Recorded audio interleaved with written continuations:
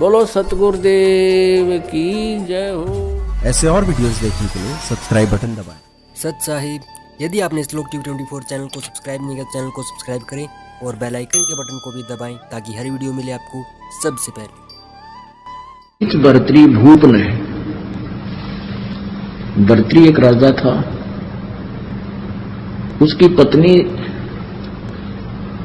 पत्नी जो थी बहुत उसकी नजरों में बहुत ही सुशील और बहुत प्रिय थी।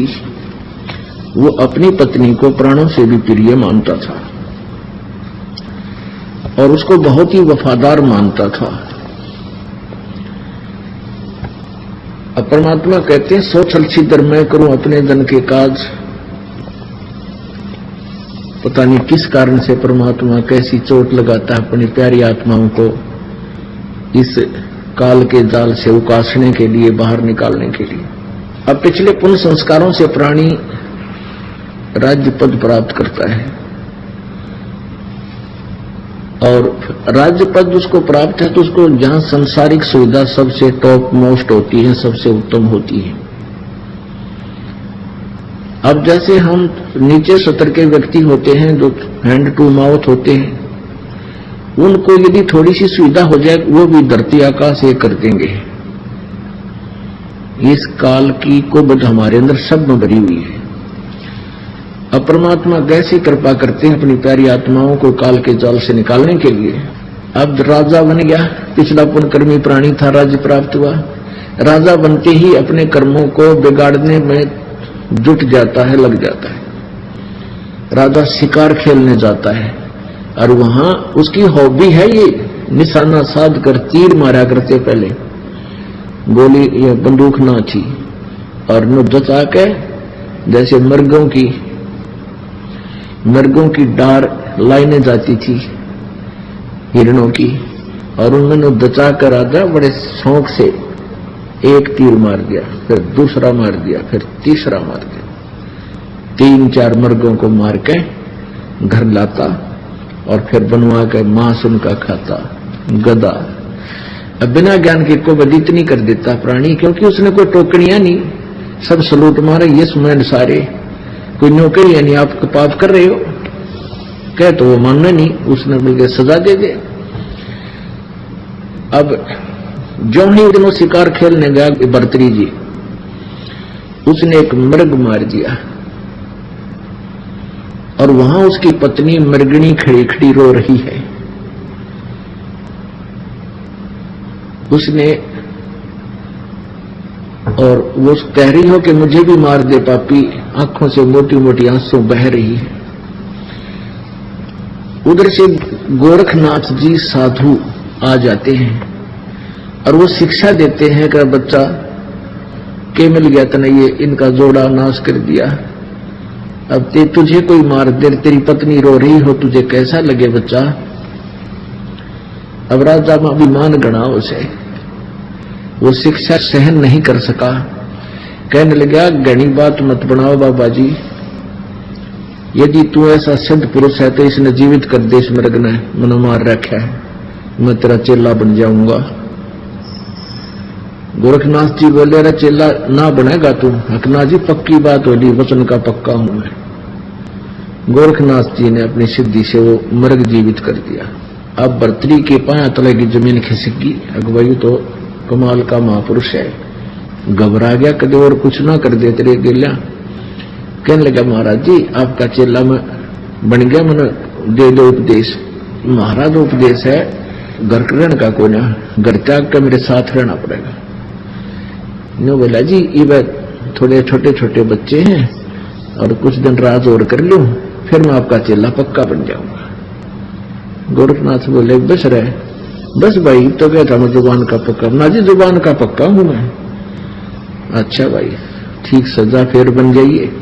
तो गोरखनाथ ने कहा कि बच्चा, ना तो तेरा परिवार अपना है, ना तेरी पत्नी अपनी है, ना ये राज तेरा है, ना ये मंत्री तेरे हैं, ना सेना तेरी है। जब तेरे खोटे दिन आवेंगे, तेरे मंत्री तेरे शत्रु बन जाएंगे और तेरे ही सैनिक तेरे विरोधी हो जाएंगे और तुझे दो पैरों को जगह नहीं मिलेगी कि तब छुप कर समय व्यतीत करेगा। कोई राजा दूसरा अटैक कर देगा, तू भाग जाएगा, तेरे पल्ले कुछ नहीं रहे कि तो घास तोड़ के खाओगा।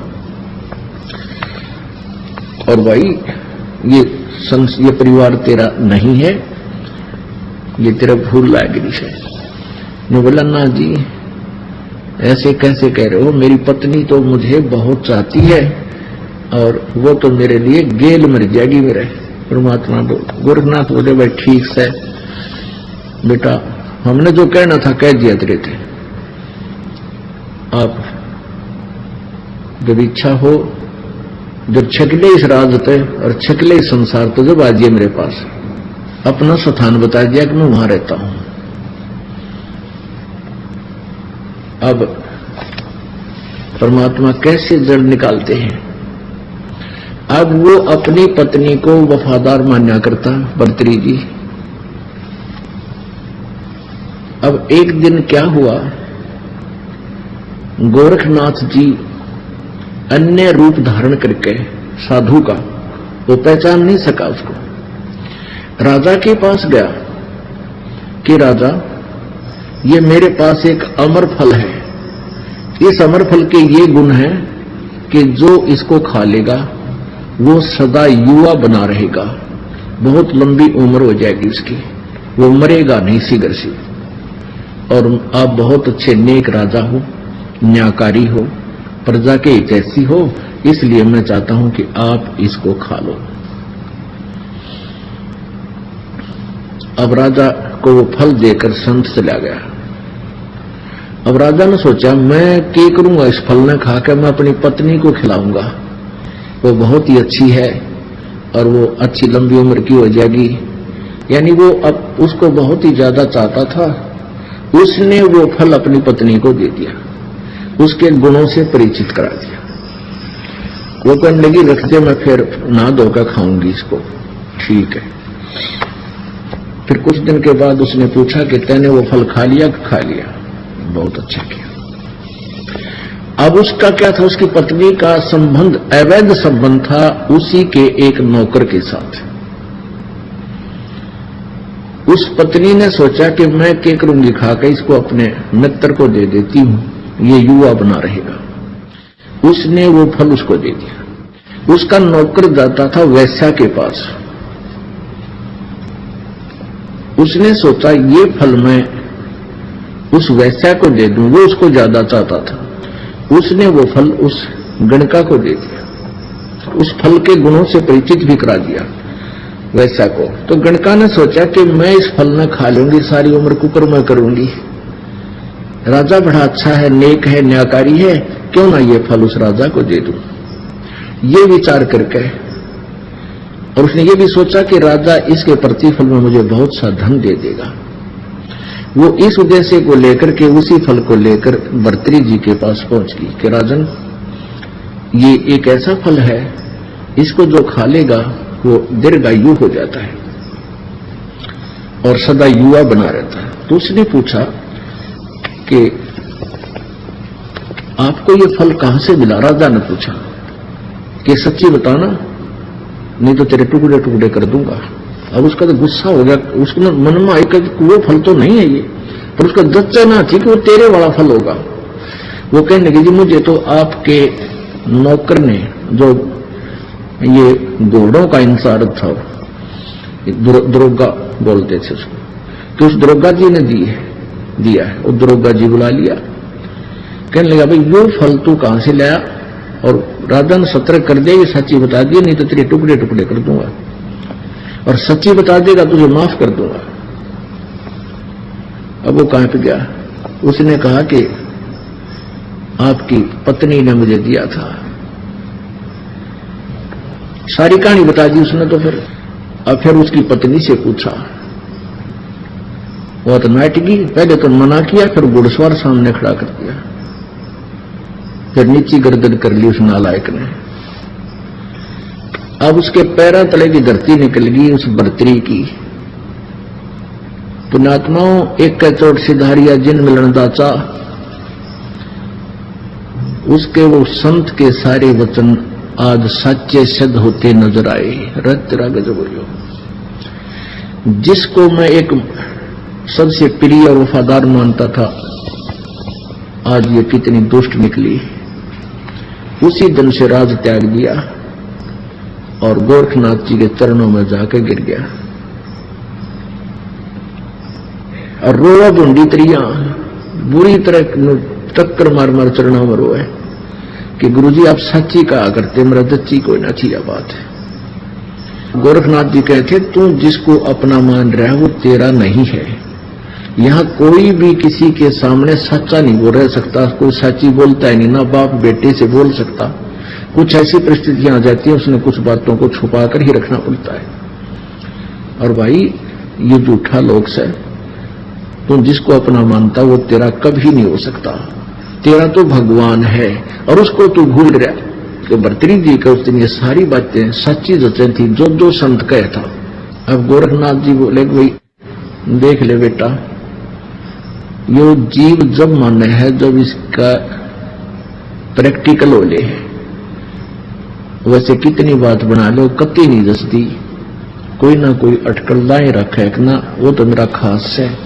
चलो वो खास भी है मान ले, बड़ी बात। ये नहीं होता कि सभी पत्नियां नालायक होती हैं या सभी पति बुरे होते हैं। मान लीजिए आप जी की पत्नी भी बहुत वफादार भी है, बहुत शील स्वभाव की भी है, पर वह तेरी नो को ना कल तेरी मृत्यु हो जाए, वह गेल का नाम रहे और गेल मर जाएगी जब कौन से आगे इकट्ठे जाए, कोई गद्दी बनेगी कोई गद्दा बनेगा, तो बताओ वो तेरे हुए क्यों करे। तो इस तरह की बातों को समझा बुझाकर इस काल जाल में फंसी बूढ़ी आत्मा को प्रेरित किया जाता है कि जो तेरा ठिकाना है उसकी तरफ अग्रसर हो। अब फिर इसी तरह गोपीचंद नाम का राजा था। ये दोनों आपस में इनका नाता भी बताते हैं, गोपीचंद और भर्तृहरि। ये इसने भी ऐसे ही अपनी मां के कहने से राज त्याग दिया था और गोरखनाथ जी के दोनों शिष्य बन गए थे।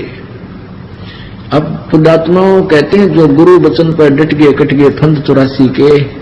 भाई जो गुरु वचन पर डट गए कट गए फंद 84 के, पर वो किस सत्र का गुरु है और क्या उसके पास वस्तु है, उसी सत्र का लाभ भी गुरु वचन पर डटने से ही, रुकने से ही, स्थिर रहने से, उसका ओबीडेंट रहने से ही मिलेगा। अब गोरखनाथ जी ने उनको कहा दोनों को, वो दोनों गोरखनाथ जी के शिष्य बन गए। गोरखनाथ जी ने कहा कि तुम दोनों जाओ अलवर, राजस्थान में अलवर शहर है, वहां का एक राजा था, वो एक दुर्ग बनवाया था, एक फोर्ट किला, वो किला बनवाया था, चिनवा रहा था। गोरखनाथ ने आदेश दे दिया कि अलवर के राजा के किले में जाकर तुम मजदूरी करो 12 वर्ष तक, और उसका कोई मेहनताना नहीं लेना, अपने खाने के लिए कहीं और मजदूरी और टाइम करना। उन्होंने कहा जो आज्ञा गुरुदेव। अब जिन्होंने परमात्मा पाना है, जिनको परमात्मा चाहिए, फिर बकवाद की तरह गुरु जी ने तो कह दिया फाइनल है, चाहे शीश देने की कहे चाहे कुएं पढ़ने की कहे, चल पढ़ना चाहिए। तो गुरु जी है तो या तो गुरु जी मानो मत, उसने निकम्मा है तो फिर उसको गुरु जी का फिर नाता के अपना छोड़ एक तरफ जा बैठे। और जो संत होते हैं वो हित में ही कहते हैं, उसका वर्तमान में भले ही कोई रिजल्ट निकलता ना दिखे पर परिणाम बहुत अच्छा होता है लास्ट में। अब वो आदेश पाते ही गुरुदेव का चरणों में मस्तक रखकर और चल पड़े, जो आ गया गुरुदेव। ठाक अपना बैग पहुंच गए अलवर के किले में जहां मजदूरी करा करते थे। जो समय मजदूरों का होता था उतना समय तो वहां करते, फिर उसके बाद अपनी रोजी रोटी के लिए कहीं तलाश करने लगे ओवर टाइम जॉब। 2 दिन हो गए कुछ नहीं मिल रहा, भूखे सो जाते, सुबह उठते फिर मजदूरी करने चले जाते। एक दिन वो दोनों बैठे आपस में बातें कर रहे थे कि भाई जो गुरु जी का आदेश है तो शर जा सके है, जब घर छोड़ दिया, राज त्याग दिया, परमात्मा पाना है और गुरु के आदेश में वचन में रहना है और ऐसे ही मिलेगा तो ये बेसिक शरीर दवाई, ये उल्टे कदम नहीं हटा सकते। अब मरा चे जीवा 2 दिन हो गए, भूख जोर की लाग रही है। राजा थे, राजा को तो 2 घंटे भूख ना उठे, परंतु शीश दे दिया। फिर वो अग्रम मगरम नहीं रहती। दोनों जने बैठे बैठे जमीन पर बैठे बातें कर रहे थे, भाई एक तो मौत आवेगी, 1-2 दिन में मौत हो जाएगी, जब आहार रोटी ना मिल रही थे। सुबह सुबह का समय था, वक्त से बैठे बतलावे थे, और नीचे कुम्हार मिट्टी खोदा था।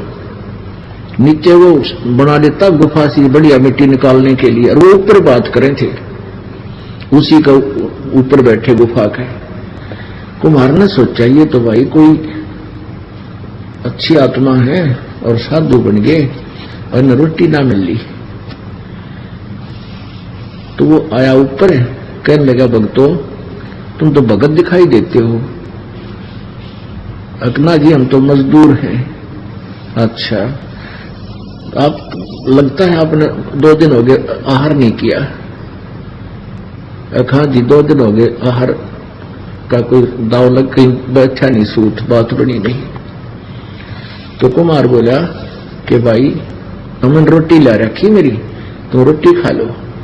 ने बोला नू ना खावा, पिताजी हम पहले मजदूरी करेंगे, आप हमें मजदूरी दे दो, कोई काम बता दे तो मजदूरी करके फिर रोटी खावांगे, वैसे रोटी हम खावा कोई।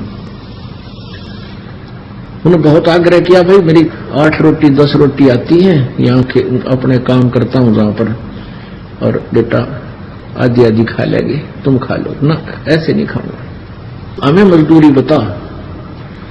तो ने बोला भाई तुम के मजदूरी बताऊं, नो करो तुम मेरी गार पानी घेर कर गारा बना दिया करो और मैं ये मटके बना दिया करूंगा, तुम रोटी खा लो। अब ठीक है, ऐसे करने लगे।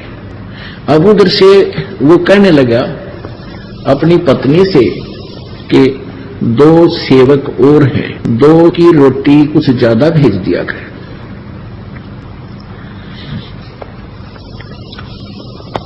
तो उसने देखा जाकर, उसकी पत्नी ने, कुम्हार की पत्नी ने, कि ये तो एक बार गारा बना देते हैं, गारा मिट्टी खोद लाते, फिर सारा दिन तो ये अपना कितौरा काम करे है। तो वह क्या करने लगी, रोटी जितनी उसकी भेजा करती थी, पहले 10 रोटी भेजती थी, तो उसने 8 कर दी और कम कर दी नालायक ने। तो उन 8 में थे वह 2-2 ताई दे दे, 3-3 ऐसे अपना पट्टा कर ले और वो रोटी खा कर चले जा। तो ऐसे उन्होंने, फिर उसने क्या किया कि 8 की जगह 6 कर दी। वो 6 रोटी आन लागी, 2-2 खा ले। वो तो कुमार से घर जाकर भी खा ले, पर वो उनती खा बेटा तुम 3-3 खा लो ना, हम 2-2 खाएंगे, 6 आई है 2-2 बांट कर खाएंगे। तो वो ऐसे वहां मजदूरी करते 12 वर्ष बीत गए, अलवर का किला पूरा हो गया। अब वो जो उन्होंने वो मटके जो थे कुमार ने आवे में दे रखे थे पकने के लिए, उसमें आग दिवा दी उन्होंने, सारी मजदूरी करवाई, फिर रखवाए, यानी उसमें आवे में 4 रखवा दिए, आग लगा दी। जब आवा पकने को हुआ उस दिन खड़ा होकर के गोपी चंद्र भर्तरी जी दोनों एक सुर में कहने लगे कि पिता का हेत माता का कुहेत, आधा सोना आधा रेत, यूं कहकर वो चले गए। अब जिसने उन्होंने वो शांत हो गया, ठंडा हो गया आवा। आवा माने एक ऐसा कीलन सा होता है जिसमें ये मटके पकाए जाते हैं। उन्होंने क्या देखा कि जब उस आवे को खोला, मटके निकालने लगे। आधे मटके तो सोने के, आधा हिस्सा मटके का सोने का, आधा कति कच्चा रेत, कितने जो गानीनो गानो अलग पाया। अब वो आधा सोना आधा रेत जब कुम्हार और कुम्हारी ने वो देखा, वह कुम्हारी टक्कर मार मार रोने लगी। न बोलिए तो कोई महान आत्मा थे और मैंने इनके साथ बहुत जलालत की, मेरा केरा होगा। ये तो इतना धन देंगे, इतना सोना इसने कहाँ रखेंगे, छुपाते फिर राख डालने इसके। कहने का भाव ये है पुण्यात्माओं अब गोपी चंद और भर्तृहरि जी को जैसा भी गोरखनाथ जी ने ज्ञान भक्ति मार्ग दिया था, उन्होंने सिर जड़की बाजी लाके किया। और ये एक नियम है, आप जिस भी संत का उपदेशी बन जाते हो, जैसा उसने मार्गदर्शन किया है उसको तन मन धन से करोगे, उस सत्र का लाभ भी उसी समय मिलेगा। उसकी प्रत्येक क्रिया, प्रत्येक आज्ञा का पालन करो। अब उस क्रिया से गोपी चंद और भर्तृहरि को जो साधनाएं उसने बताई, गोरखनाथ जी ने उन्होंने की, उससे कितना लाभ होगा कि वो अब प्रथम मुक्ति प्राप्त है और वो ऊपर स्वर्ग के अंदर विद्यमान है। जब उनका स्वर्ग का समय वहां पूरा हो जाएगा, फिर वो पृथ्वी पर आकर एक बार फिर राजा भी बनेंगे दोनों। उसके बाद 184 योनियों में वो चले जाएंगे। पुण्यात्माओं, सतगुरु के अभाव से श्रद्धालु श्रद्धा भी बहुत रखते हैं, समर्पण भी करते हैं। रावण ने शीश भी काट कर चढ़ा दिए अपने गुरुदेव के आज्ञा से, शिव जी को प्रसन्न करने के लिए, जैसा उसको ज्ञान मिला था। और फिर क्या मिला लास्ट में? एक बार तो यहां संसारिक सुख नजर आए, फिर दुर्गति हुई और सारी उम्र के लिए नरक में ठोक दिया गया।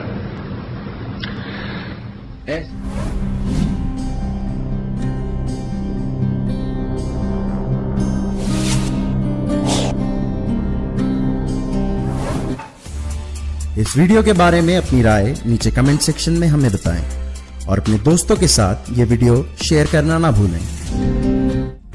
ऐसे और वीडियोस देखने के लिए सब्सक्राइब बटन दबाएं।